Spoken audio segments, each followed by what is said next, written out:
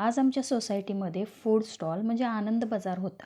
मग त्यासाठी मी अशी पण ऑर्डरसाठी पदार्थ बनवतच असते. शेंगदाण्याचे लाडू, तिळाचे लाडू हे सगळे लाडू पॅक केले. वेगवेगळ्या प्रकारचे लाडू होते, पण आज मी शेंगदाण्याचे लाडू आणि तिळाचे लाडूच बनवलेले. इथं चटण्या पण होत्या. शेंगदाण्याची चटणी, जवसाची चटणी, कारळाची चटणी, तिळाची चटणी हे सगळ्या चटण्या होत्या आणि त्याच्याबरोबर जरा चहाचा मसाला पण तयार केलेला.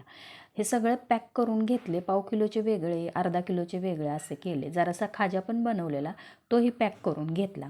हे बाकीचे सगळे पदार्थ पॅक करून झाले. त्याच्याबरोबर मी गुलाबजाम पण केलेले. गुलाबजामही पॅक करून झाले. हे सगळं केलं. त्याच्याबरोबर मी धपाटे पण केलेली.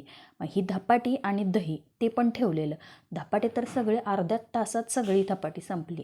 ह्या धपाट्याबरोबर मी तळणीचे मोदकही ठेवलेले आणि आपला स्टॉल मांडला. हा बघा आपला स्टॉल. सगळे पदार्थ अगदी व्यवस्थित मांडले. रिस्पॉन्सही एकदम छान मिळालेला.